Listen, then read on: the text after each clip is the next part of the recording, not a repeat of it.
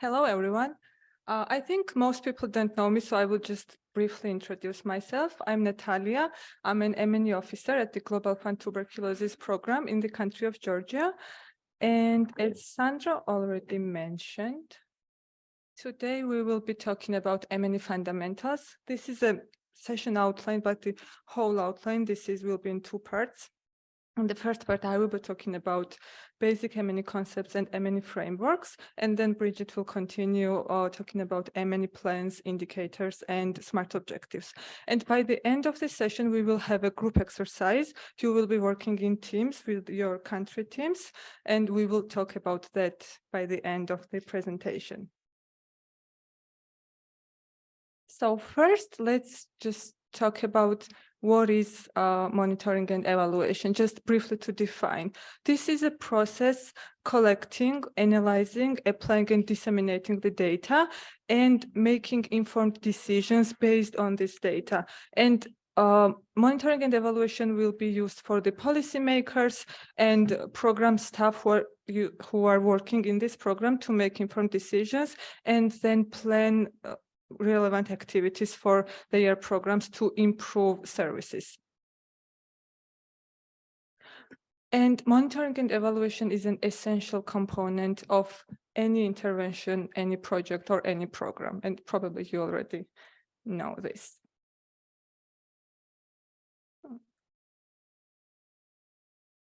Now let's move on to define basic terms and basic concepts. Most of the M&E experts make clear distinction between monitoring and evaluation, and there is a clear distinction between those two terms. Monitoring of a program involves tracking all the activities to make sure that we are moving toward achieving our goals and objectives, what program has or what the project has. And it also uses to track changes during the program performance over time. And while monitoring is doing it, it can also be used to make relevant adjustments during the program and not by the end of the program. And because it is looking at the process, the whole process throughout the program, sometimes it is referred as a process evaluation. And it asks some key questions, which is how well has the program been implemented? How much does implementation vary from site to site or from region to region? And did the program benefit the intended people, and at what cost? Monitoring is also looking at the costs.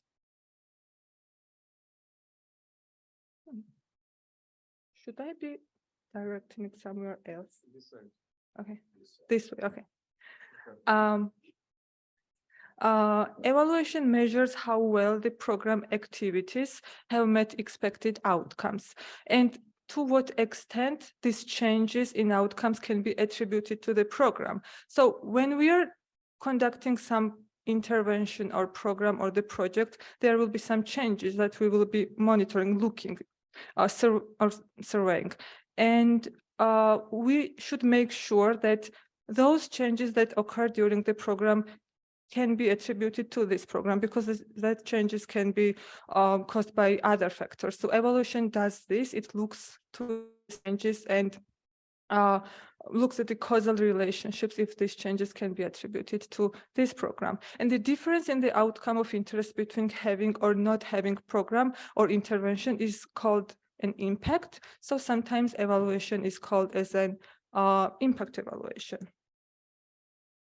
What is the purpose of monitoring and evaluation? First, it is to determine if a plan or a program is on schedule, or if we are doing and we are following the timeline that we determined before the starting of the program. It also uses to assess if a policy plan or program has produced desired results, and generates knowledge. It can identify the factors that can be used then to adjust the activities relevantly. It can be individual factors, community factors, programmatic factors, and so on. And it also helps to inform policy planning or other program decisions. And based on that, we can provide new services for target population, allocate resources relevantly, and so on. What should be monitored and evaluated? The short answer will be everything that is within the program. Program design is measured by process evaluation. It looks how well the program is designed, and also it documents all the successes and challenges within this program design. System development and functioning is measured by monitoring and process evaluation, and is looking how well the system is operating and how will it benefit to the implementation process. And the last part, which is an implementation itself, is measured by monitoring, process evaluation, and outcome or impact evaluation. And it's looking how the implementation process is going, and it's tracking all the changes within this implementation process. Monitoring and evaluation allows us to look all the changes that occur within the program, and we are looking what change occurred, what was this change, and what was the direction of this change. Sometimes the change needs to be in a negative direction. For instance, new TB infections or new TB cases. Our target will be to decrease the new TB cases, right? So we will need to look and observe negative change. Sometimes other changes can be positive changes. For instance, drug resistance TB success rates, we want to increase that. So we are monitoring that. And if we are going in the right direction, we want to maintain that direction as well. To compare these two, monitoring and evaluation, monitoring is a continuous and ongoing process which starts at the start of the program and continues throughout the whole cycle of the program or intervention or the project. And it's looking how the progress towards achieving our objectives is happening, and it's tracking all the activities that are conducting within this program. And also we are looking what are the costs with these activities, and if there is any need to change or adjust those activities. So monitoring helps us to find if any adjustment is needed during the process or the life cycle of the program. While evaluation it's looking more systematically, and mostly it's done at the end of the program. So it's looking how all the activities met expected objectives.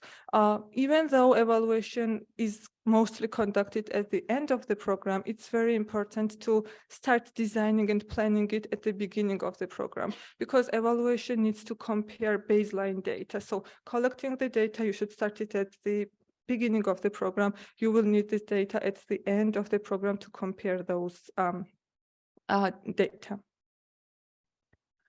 As I already mentioned, monitoring is the routine and continuous process, and it also includes routine data collections throughout the duration of the program. It's mostly internal to the program, so program staff is doing it most of the time, while evaluation is time-bound and it's done at the end of the program, and it can be internal, but also it can be external. Some external staff outside the program can do the evaluation. Monitoring requires regular assessment of the data, while evaluation has a periodic assessment, which I already mentioned at the start of the program, and then mostly it happens at the end of the program.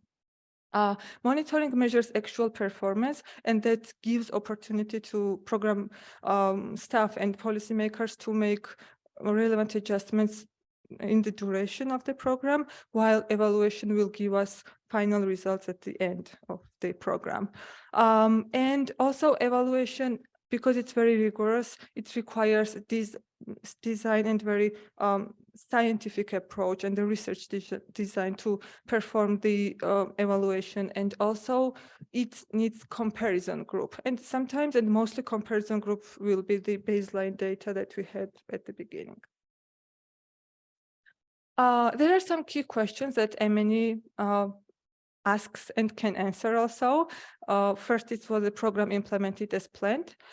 Did the target population benefit from the program, and at what cost? And can improved health outcomes be attributed to program, or it was for some other reasons? And which program activities were more effective and which were less effective?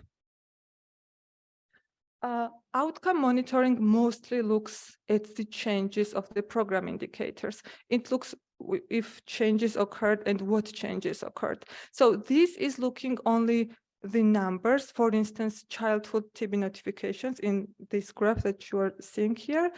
So it just gives numbers. So looking alone only to these numbers, we cannot say that this was a causal effect because it's occurred because of this program was implemented. So in this case, we will be just seeing numbers and we will see the performance or just looking how these numbers change during the cycle of this program.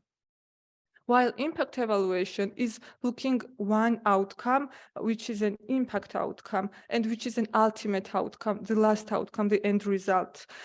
It is looking at these results at the population level and not only the level of the people who were provided with these services, but it's looking how the population, the whole population, had any changes in their outcomes. So impact evaluation also looks the causal relationship.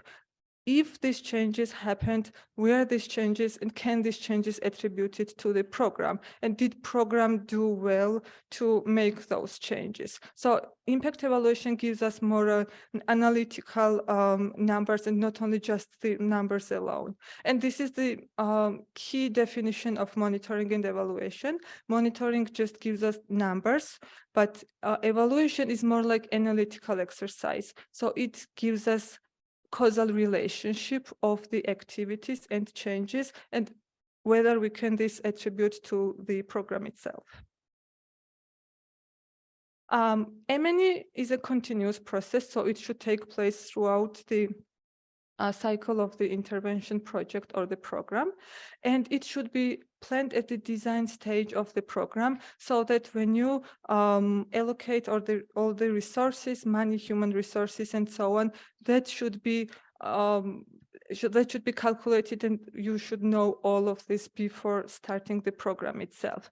And also monitoring should be conducted at every stage of the program. I already mentioned that, but evaluation will be conducted by the end of the program. But you should also start designing evaluation at the start of the program.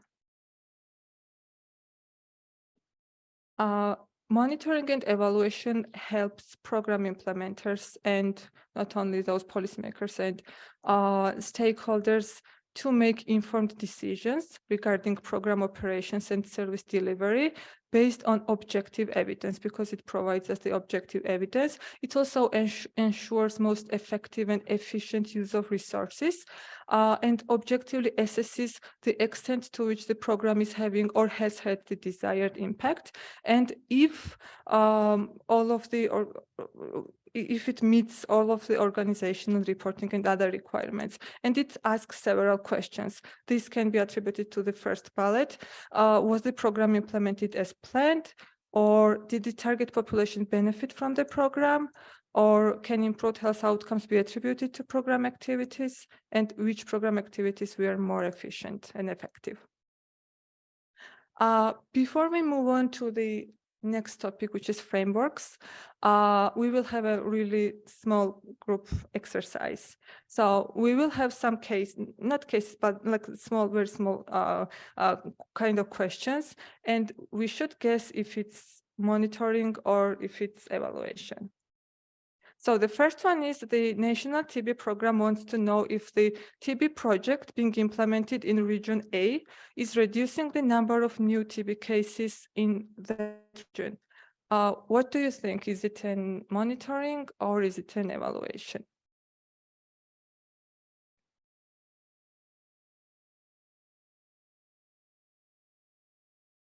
So what we are looking here, we want to see if some numbers are reducing, but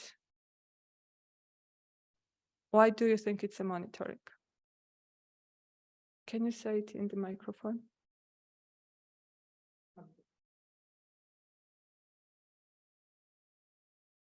Because of we are measuring the numbers. Mm-hmm. I think. That's because we are measuring numbers, but what are we doing in the evaluation? Are we not measuring numbers there as well? We're looking at the numbers, right? We do measure numbers, but in evaluation exercise, we compare the numbers in the beginning, in the midterm perspective, and in the end. to understand the trends and make analysis. But in this case, it's just pure monitoring. Actually, this is evaluation. I know that we are looking at the numbers here, but it's more concerned what is the impact of this project. We are not only looking the numbers, but we are looking if this project is working. So because of this, if it's decreasing or if we can, this is discussable. It's No, not, we can, you have a baseline, right? yeah. And you are comparing whether there is reduction or not, right? And whether the project actually works or not, right? Yeah. If we said that some person who is looking at these numbers is looking at these numbers on the first month, second month, this will be a monitoring. But if it does at the end and just compares if it had some impact, it reduced numbers or increased numbers, then it will be an evaluation. So this can, both answers can be correct. It depends how we justify those answers. The second one is the government is interested in how many people living with HIV who were enrolled in ART were screened for TB disease this year. What do you think this is? Monitoring? Yeah, this is monitoring because it is concerned with counting the numbers. It just is looking some numbers. Yeah, yeah. We have two remaining. A donor would like to know if the activities implemented under Project B are over budget. What do you think this is?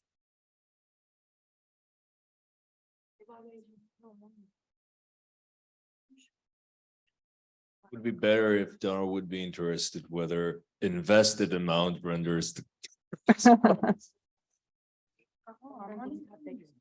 It's a monitoring. So yeah, we are looking at costs or the money. Yeah, this is monitoring because it's looking at the cost of a specific project. I think the last one will be easy to guess. A program director is inquiring if TB campaign conducted in rural regions has increased TB screening rates compared to previous year. It's evaluation. Yeah, it's evaluation because it's looking baseline or the last, in this case, baseline would be the last year's number. So we are looking at this. And if this activity is responsible to particular, these measurable results. Yeah, I think I still lost it. Okay. So now we will be moving on to the frameworks.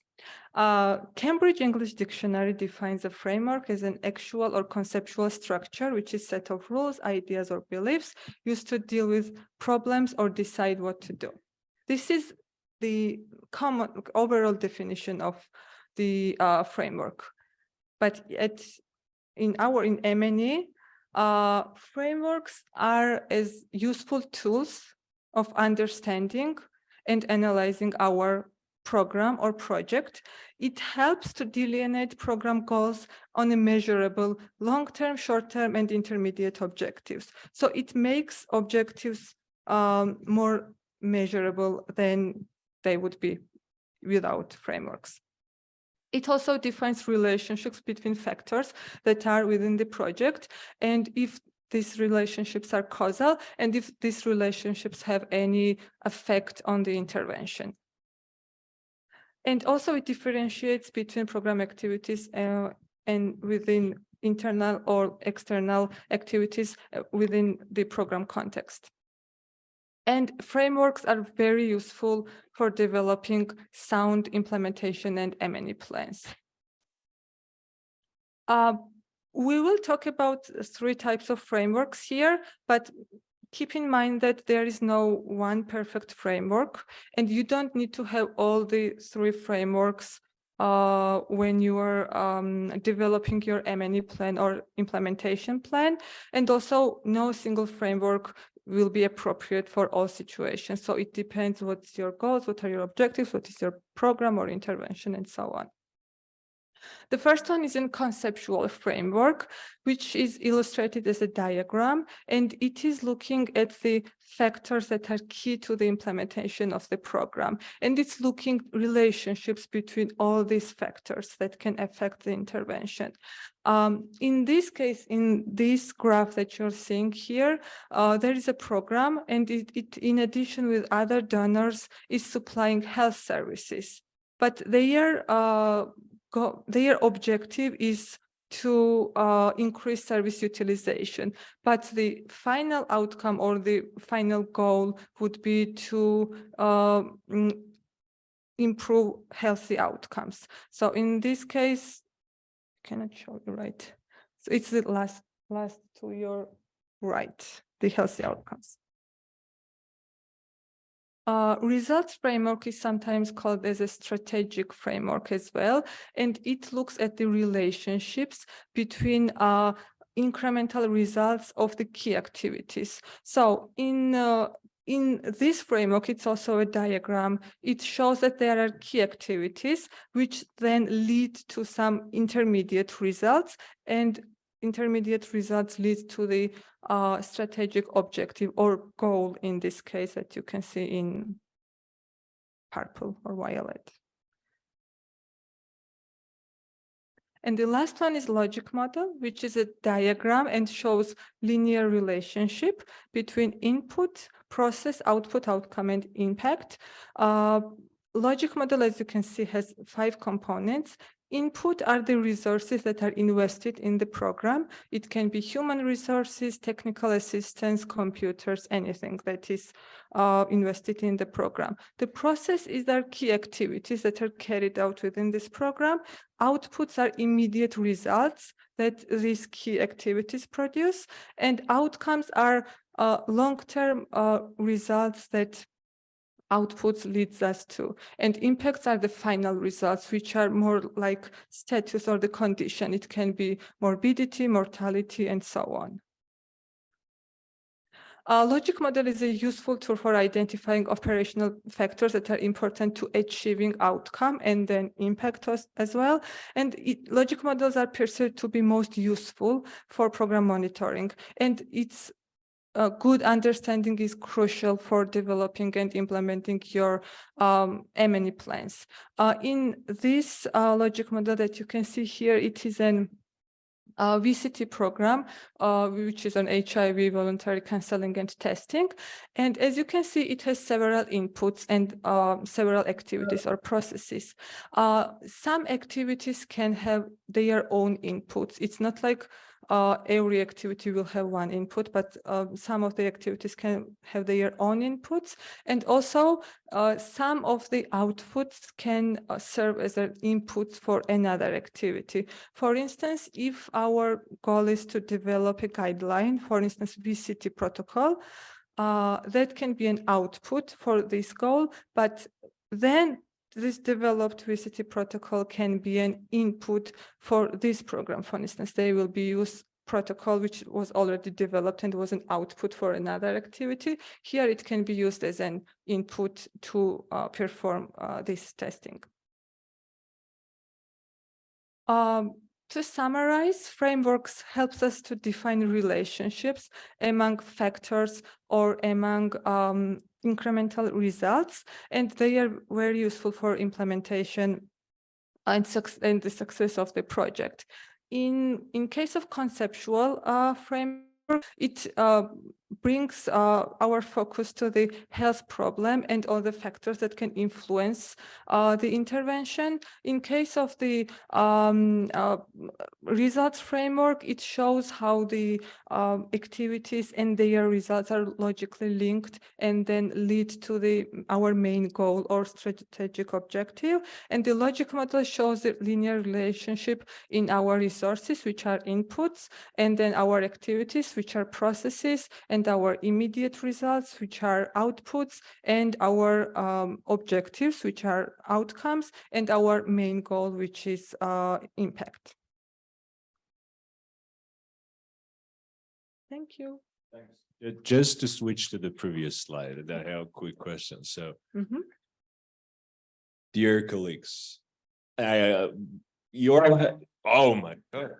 You all have M&E plans, right? Or NSPs back home. So which type of frameworks are those plans using in your countries? Do you use the conceptual things there or the Global Fund's so-called implementation framework? Which of this model does this rely on? What do you think? Which is the closest one?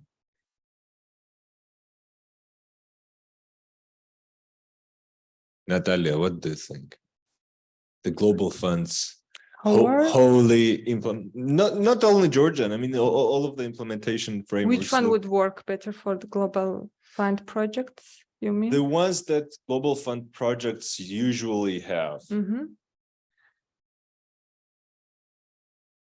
I know that I think we don't have a logic model, but if I had to choose, right, probably I would choose logic model. Well, I forgot to mention that the conceptual framework can be used for the M&E purposes. It can be used only for the design stage, but other two you can use for M&E purposes. And as we already stated, logic model is the best one to use.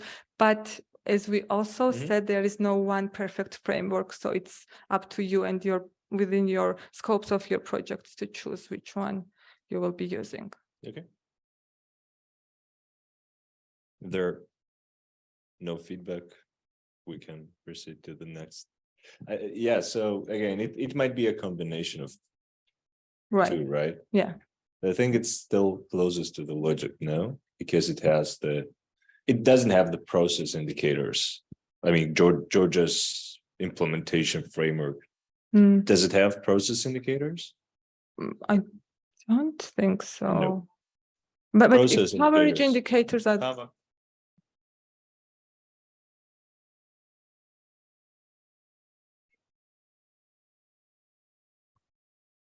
Actually, this is up to the country to decide. You can have process indicators. Okay.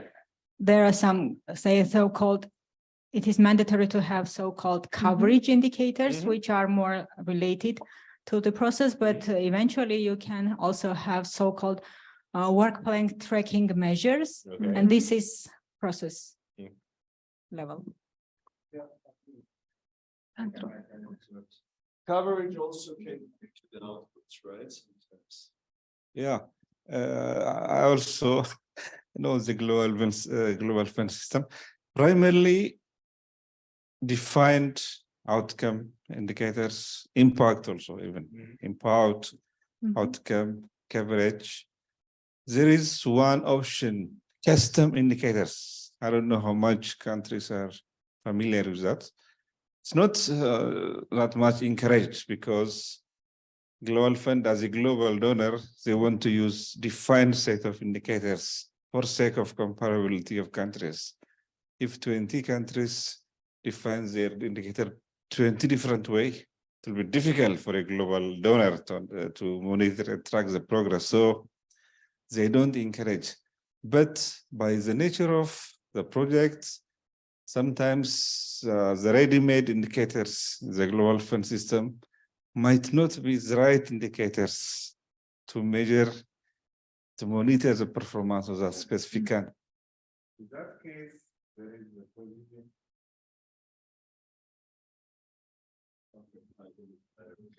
So they call it custom indicators. These custom indicators could be process, or it could be all about dependent on the region. How many of you are using those custom indicators? Because there are the mandatory indicators which you have to put into your performance framework. But if you wish to, you can add some others. That's what I'm saying. I mean, yeah, so what do you use those frameworks for? Just to report to the donor or just to track your programmatic performance, right? So Global Fund never says, or any other donors would never say that don't use my indicator, right? They might request defined set of indicators for particular reporting purposes, but as Ezra said,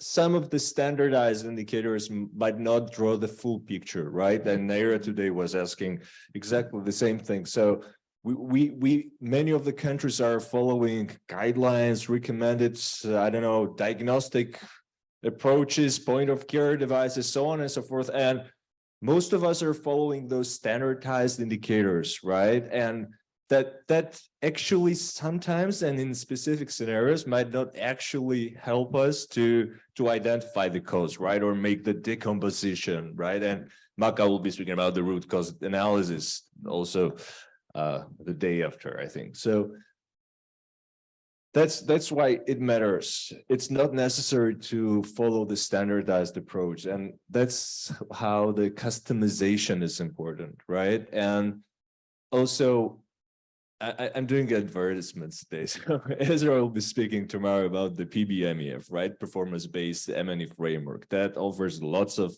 decomposition and starting from the basics to complexity and so on and so forth. So, but it's apparently obviously, none of the countries here are using customized indicators, right? Either the ones that are offered by the donors or the ones that, I don't know, program management decided to create a custom indicator to measure progress, right? Without any reporting obligations to the donor or whatsoever. Yeah. But we have, you know, for our sub-recipient organizations, we adding some additional, no more output indicators, but yeah. still we to have more detailed picture of performance. Yes. Without donor necessarily Seriously, requesting so those, right? Yeah, good. And for example, I can say our NGOs that are performing testing, HIV testing among key populations, their indicator that is requested by the Global Fund is only testing coverage, number of tested people. But we also imposed some important indicator, number of positive cases detected, yes.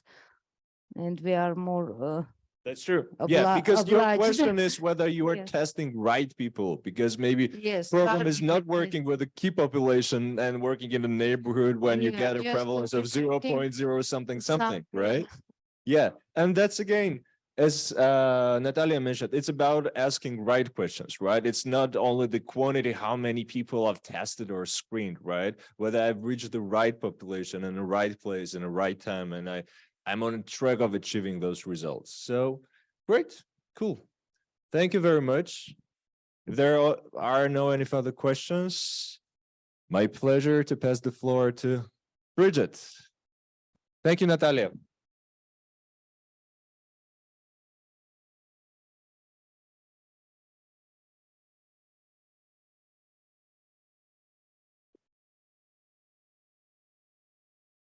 I'm glad you brought up this conversation about custom indicators because we're going to be I'm waking up in the evening. we're going to talk about indicators, and I have a love-hate relationship with custom indicators. So we can talk about those in a minute. Okay, so I'm going to start off with the structure and contents of an M&E plan. So this is the M&E and program project lifecycle. So the first step is the assessment, where you do an analysis of what is the problem, what is the issue that you want to address. Then the next step is strategic planning. You think about what are the objectives that you're trying to reach. Whoops.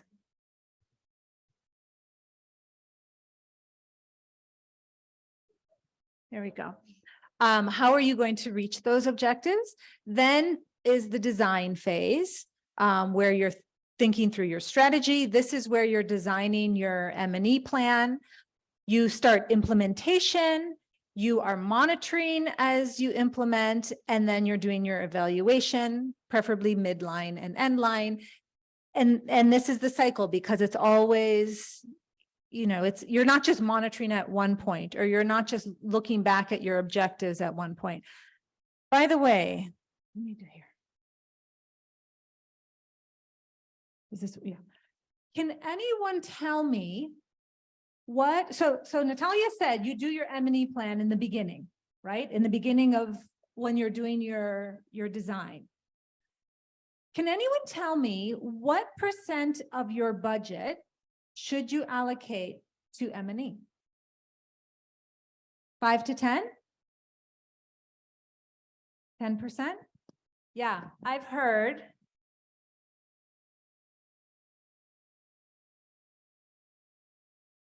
That 8 to 10% of your project budget should be allocated to M&E, which is a good reason why you want to do your M&E plan at the beginning when you know how much money you're working with, because if you leave the M&E plan for later, then you might run into some big problems.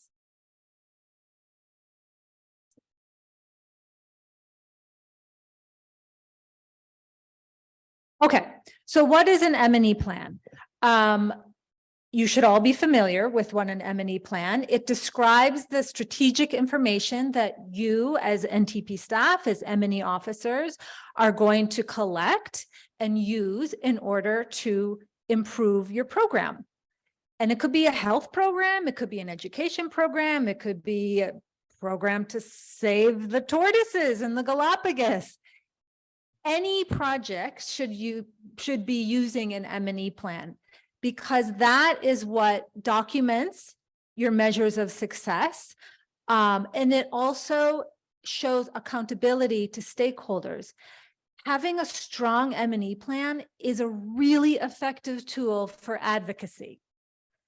In order to get more money, or to show your donor that you are good stewards of the money they've given you, you have to have good data. And the way you get good data is you have a good plan on how you're going to collect that data and then analyze and use it.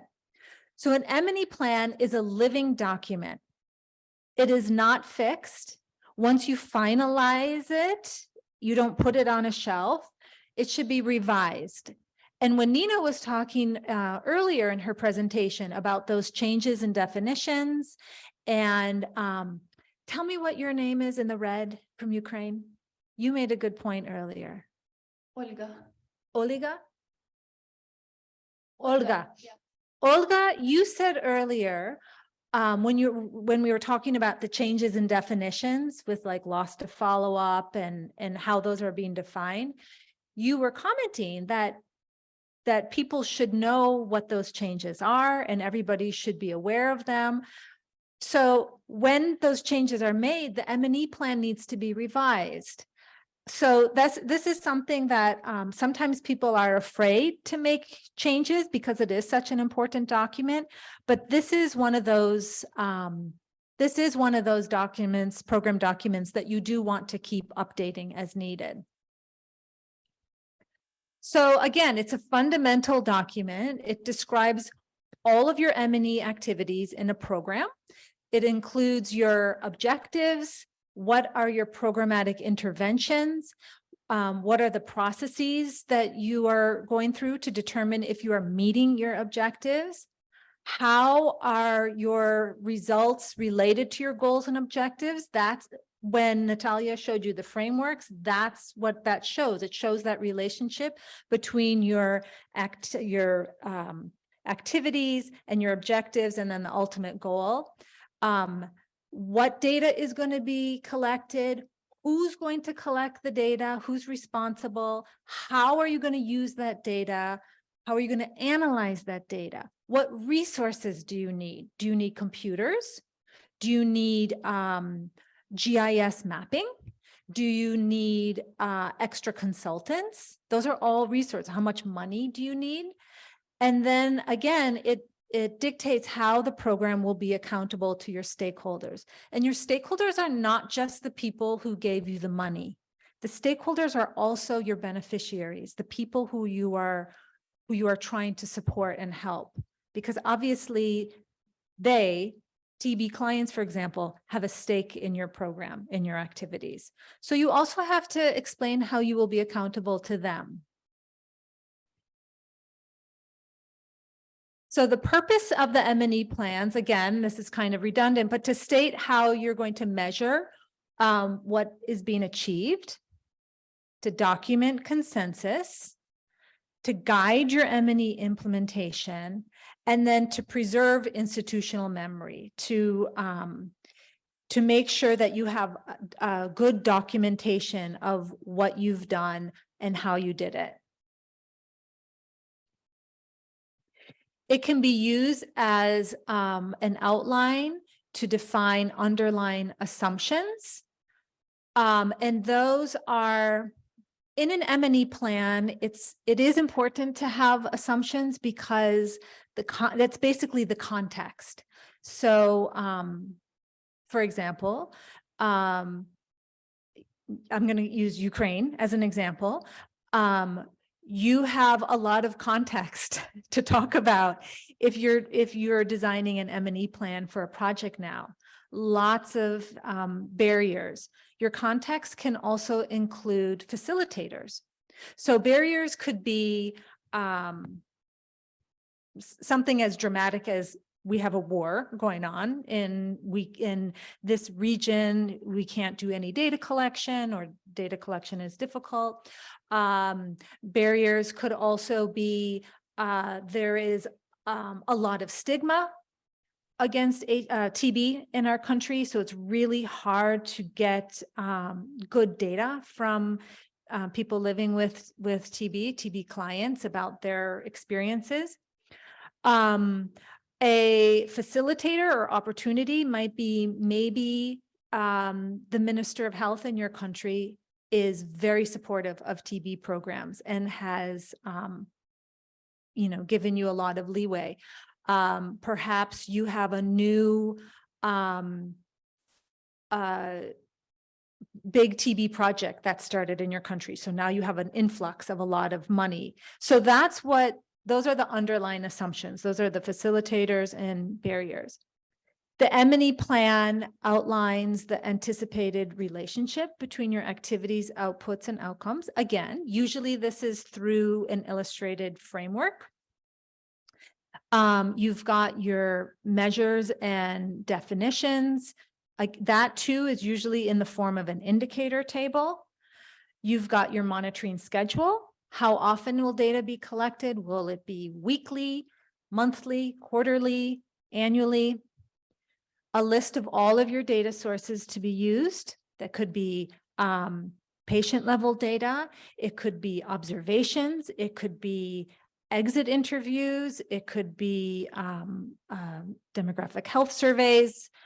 You have to list all of that in your M&E plan. The cost of your activities, the partnerships and collaborations that you're going to have, any other implementing partners or NGOs or universities or anyone else who will be helping you, and a plan for how the data and how your results will be disseminated and used. And we're going to be talking about that tomorrow, the importance of, after Ezra talks about how to analyze your data, I'll be talking about how do you visualize it in a way that it can be used based on your audience and your stakeholders. So these are the elements of your M&E plan. This is basically a summary of what I just said, and I'm going to go over these a little bit more in detail. So your introduction is just a brief project description. You list your goals and your objectives, whose responsibility it is to do implementation, what are your dates. So for example, if it's a USAID-funded project, your dates will probably be, your duration will be 5 years. Your geographic focus, maybe it's the whole country, maybe it's only certain regions, maybe it's only certain cities, and the resources. Usually the introduction, depending on the size of the project, usually the intro is really not more than a page. Sometimes it's even half a page. So we're not talking about this big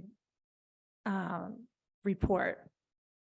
Then the purpose is you're specifying if it's a performance or a process monitoring, if you're having performance indicators or process indicators, or if it's an impact evaluation too, which would be at the end of the project. Then your frameworks, as Natalia said, you wouldn't include all of these, but you want to have something that visually shows how you've thought through how all of those pieces are going to fit together. How, and sometimes, so let me just back up. Sometimes the way I like to do it is I like to work backwards. I think of the goal, and then I think, okay, so you've got your goal, and then you've got your objectives, and then you've got your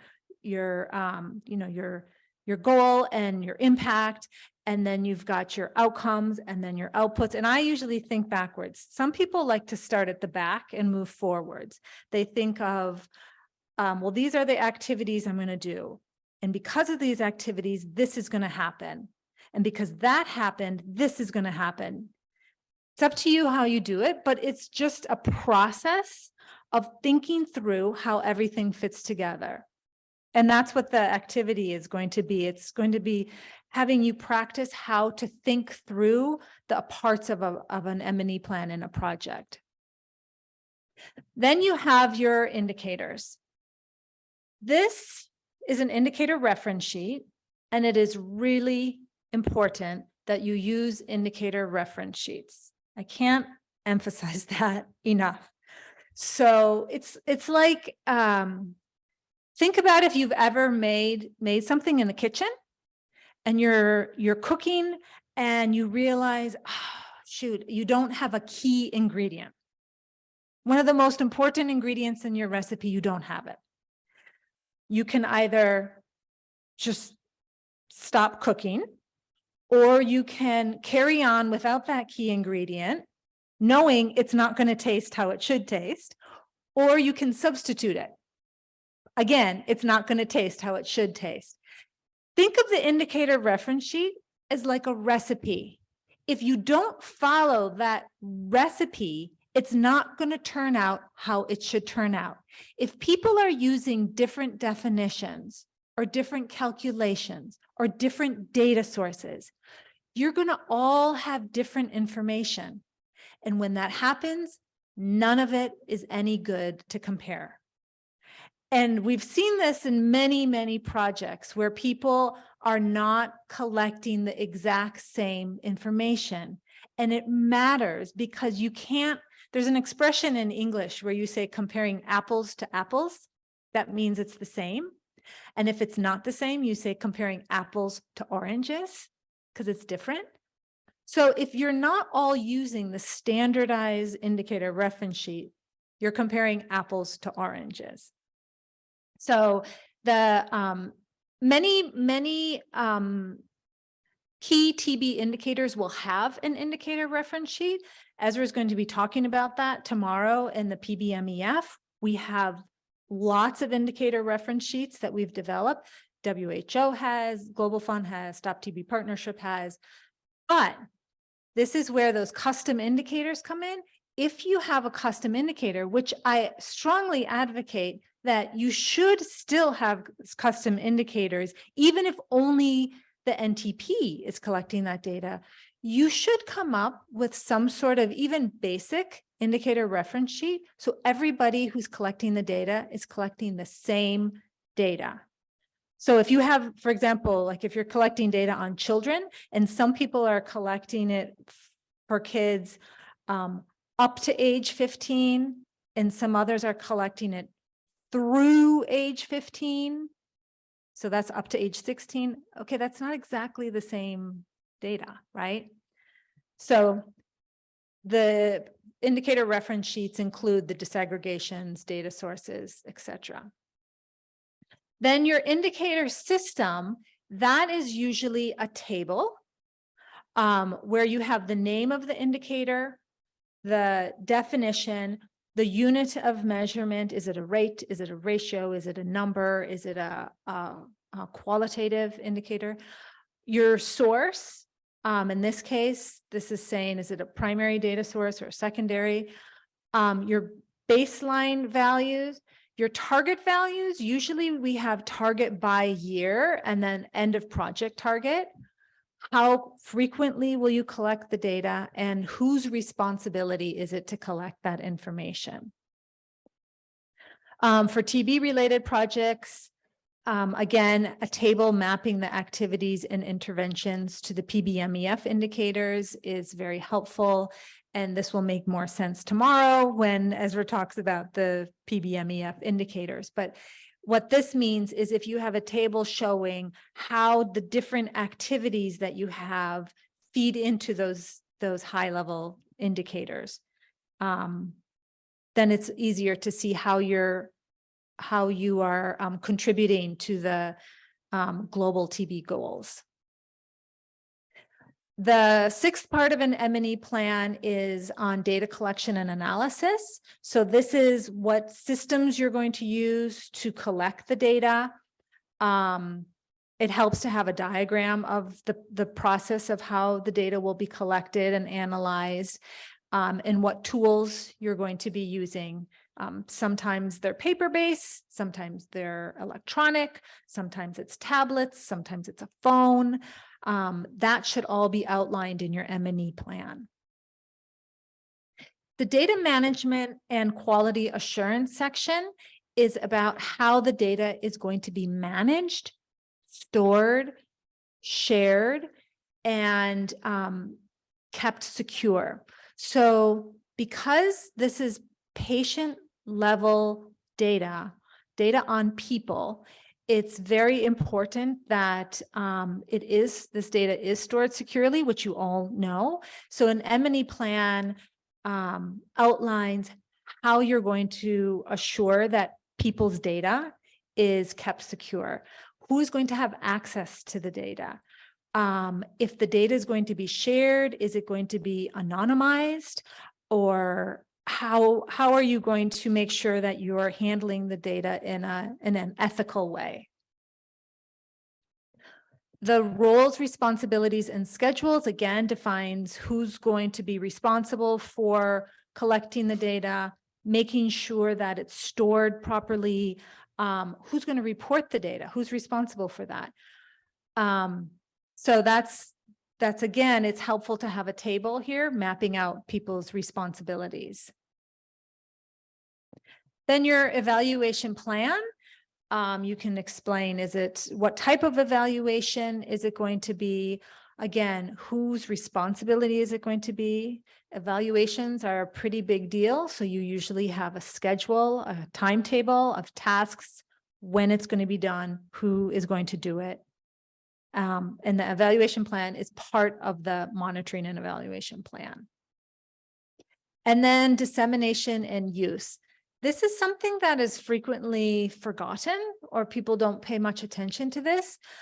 But, and maybe because by this point we're burned out on the data, but this is actually, this is sort of where it all culminates and all comes together.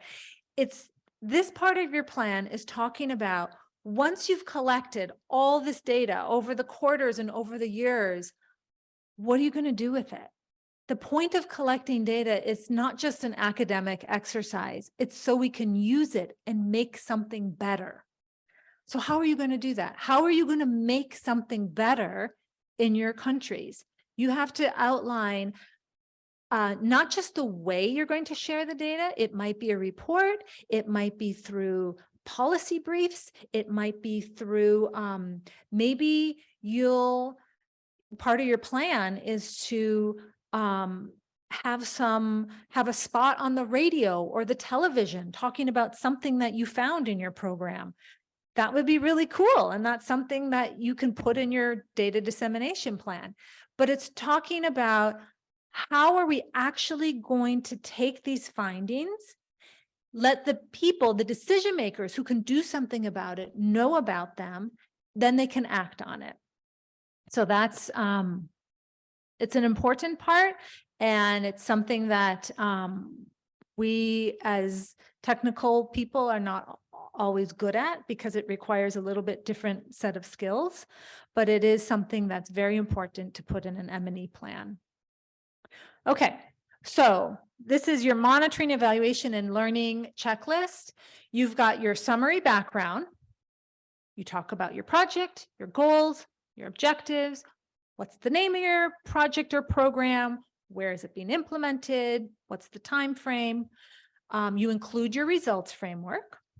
You have your indicator matrix summary. That's the table I was talking about, where you've got your indicator and your definition, numerator, denominator, targets, etc.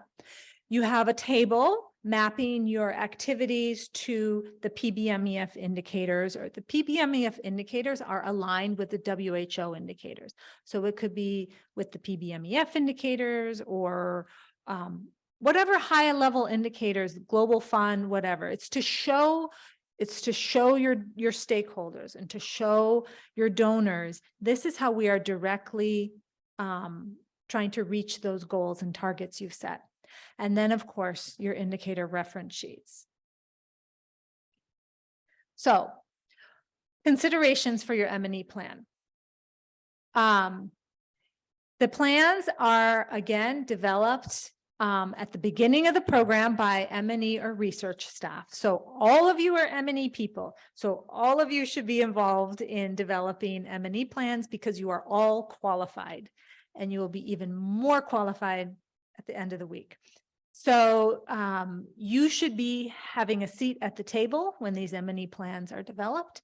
They should include inputs from program staff and inputs from relevant stakeholders. And again, relevant stakeholders are also people at the community. They're not just high level kind of, dignitaries or important people. They're also the people that you want to, whose lives you want to make better.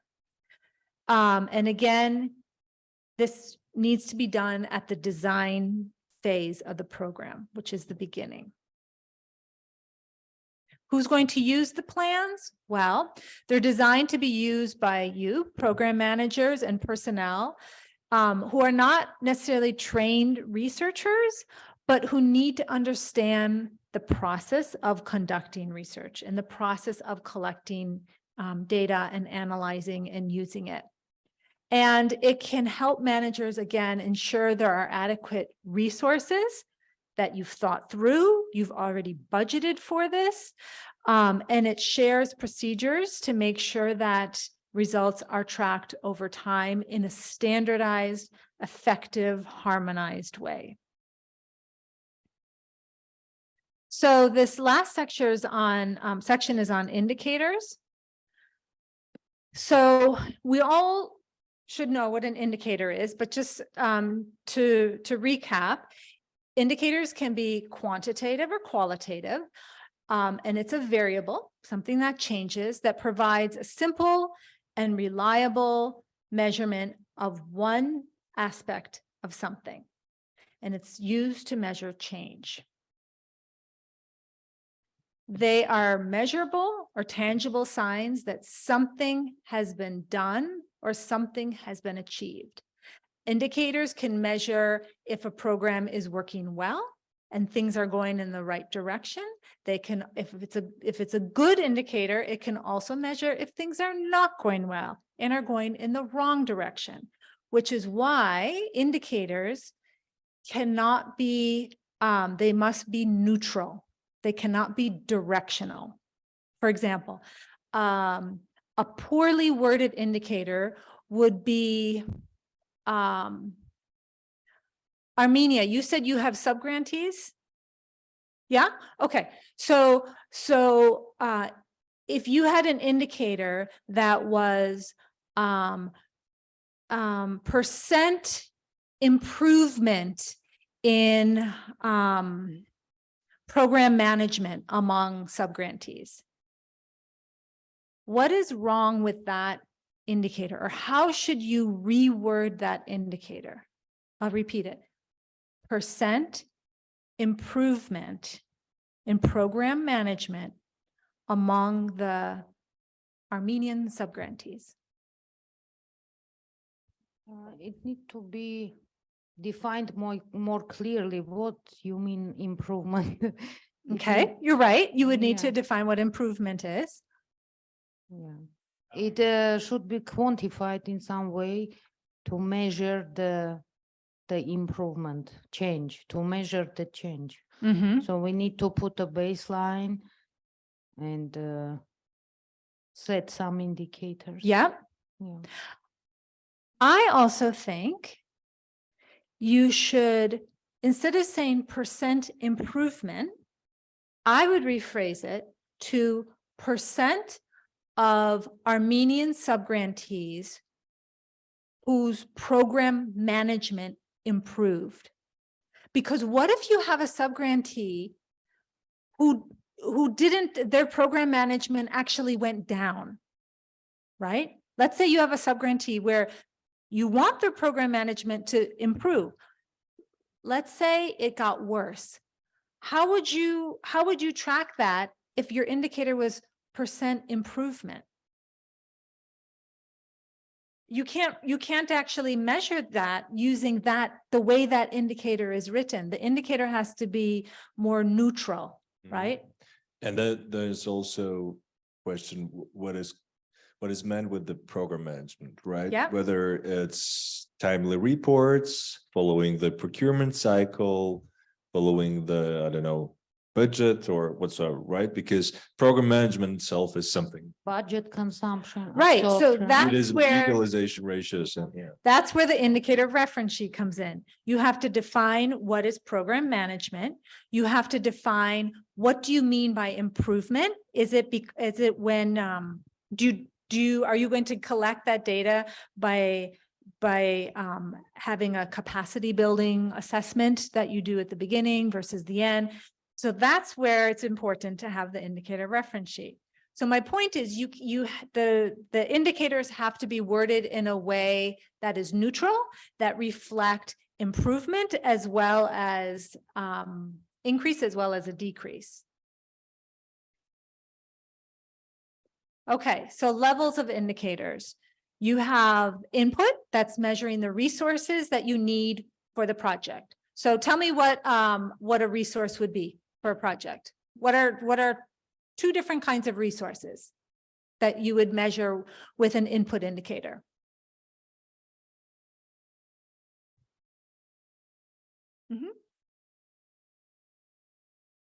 Can you list, just for example, two types of resources that you would measure for project implementation?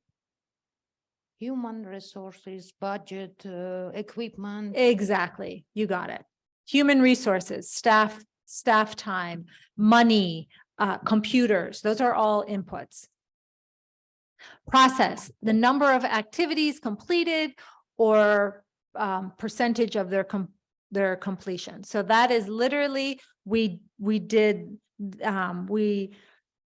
disseminated this many brochures, or we held this, number of trainings. That's a process indicator. You're not saying if anything happened as a result of that. You're just saying this is what we did. Output. It's what constitutes the program's deliverable. So let's say, for example, let's use the example of training. Input indicator would be the number of staff assigned to conduct a training. TB, M&E, TOT. Process indicator, 1 TB, M&E, TOT conducted in Tbilisi, Georgia in May 2023. The output is 16 people trained in TB, M&E. The outcome indicator is what happened as a result of that activity. So this is where that pretest is important. So we can say a 80% increase in knowledge gained from the TB, M&E, TOT, or 16 people trained in how to and improved TB, M&E skills and capable of step down trainings. And then your impact is the very high level indicators. Those are the population levels. Those are looking at changes in incidence or mortality or morbidity. That's what we want to change, and that's what's very the most difficult to change.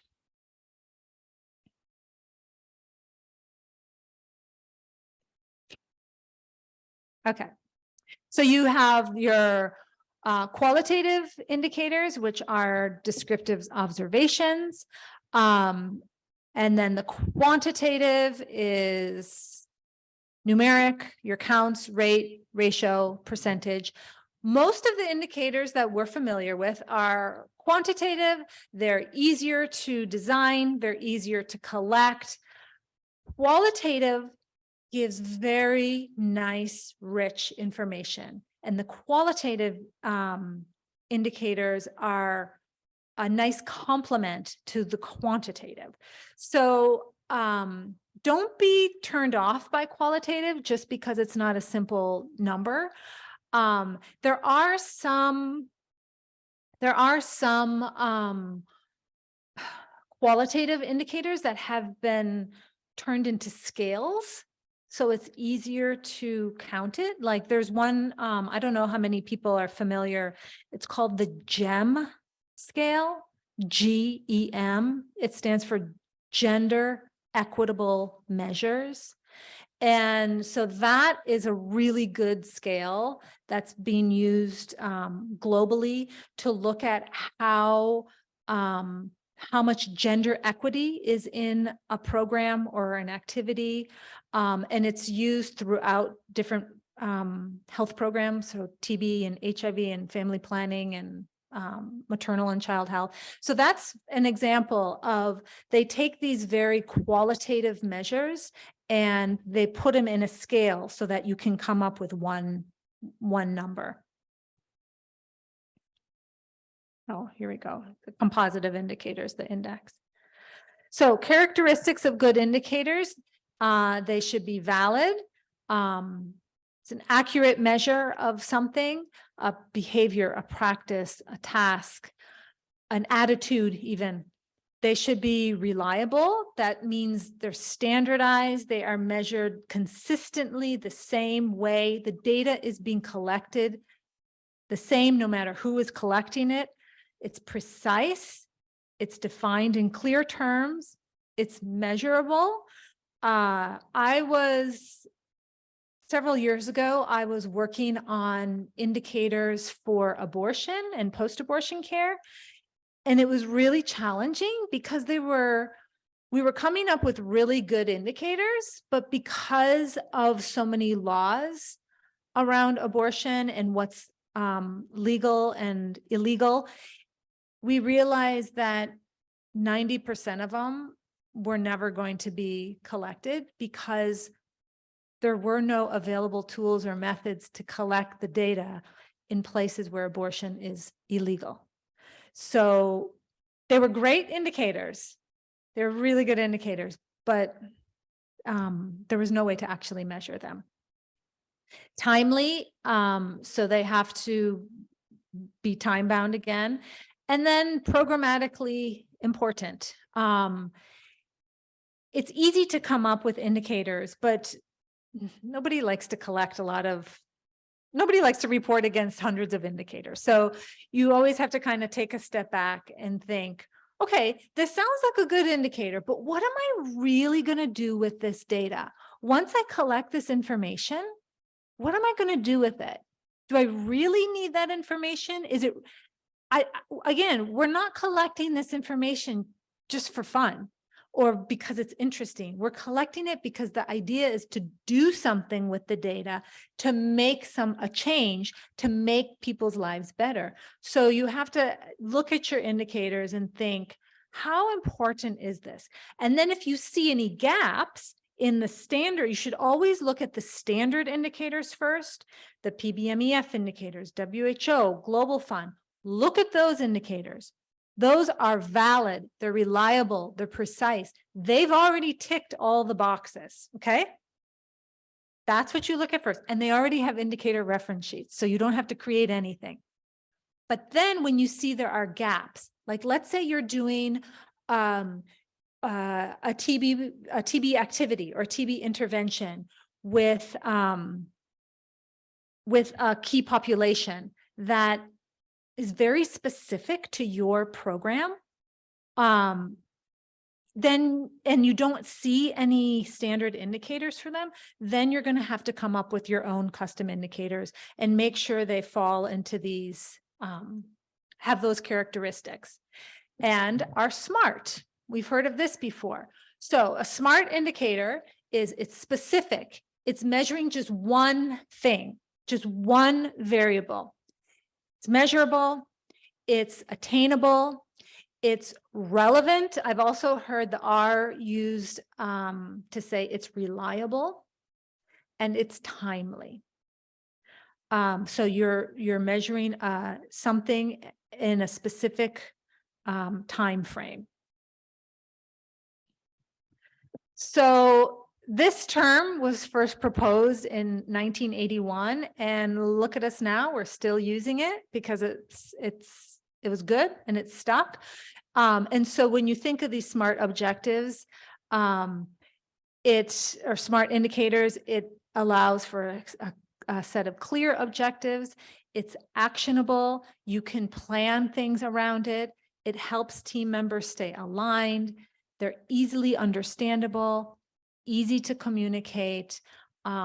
So I think we've all seen indicators where immediately upon looking at the indicator, we can identify that's not a SMART indicator because it doesn't have one or more of these features. So specific would be who and what, or who or what are you measuring? Measurable, again, by how much is something supposed to change? Achievable, how is it going to be achieved? Why do you want that information? Why is that information important?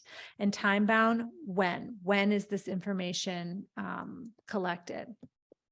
So specific has to do with them being precise, focused, they are clear, they're using plain language. If you are using jargon, it should be spelled out in the indicator. If, for example, any abbreviations,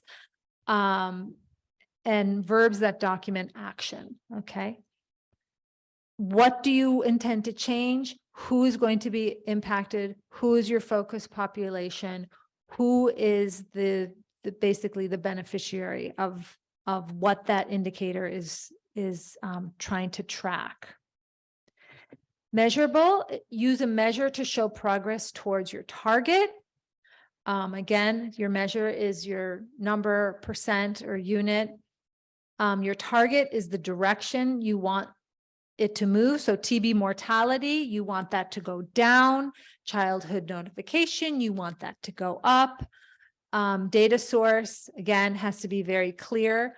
So if an indicator is measurable, you're looking at how much will that thing that you're trying to change, how much is that going to change? Which direction? Do you want it to go up? Do you want it to go down? What data will you measure, and where's the data coming from? Achievable, it needs to be within reach. You have to consider the resources, knowledge, and time it will take to collect that indicator. This too is sometimes a problem. Sometimes I've seen indicators that are really well written and really good, but then you think about, oh my God, how much money is it going to take to get that information? Sometimes it's cost prohibitive, you know, it's just going to take too many resources to get that information. You can keep the indicator, but you may not have the money or the time to collect that data. Because remember, not all indicators are equal, right? Some of them you can collect easily from the HMIS, and others you actually have to hire data collectors to go and interview people, and sometimes it's more work than it's worth. And then you consider what's achievable for your team in the time frame. So What resources are going to be needed? What limitations stand in your way? Relevant, the objectives align with your goals and your objectives and the mission and the values of your organization and your project. Relevant means that data is important to implementing partners, your community members, the decision makers, the policy makers, and they help achieve meaningful change. So what objective is this going to contribute to? And is it, again, worthwhile and meaningful to collect that data? Time bound. So that's a reasonable time which your objective can be met. So sometimes indicators will say, you'll have the indicator and then it will say within the reporting period or by year or something. So give enough time to demonstrate success or action and outcome. Consider when the data is going to be available. You don't want to be collecting data too frequently if there's not enough changes in the data in that time frame. Is the time frame realistic? Should you tighten up the time frame, maybe loosen it up? When will the data be available?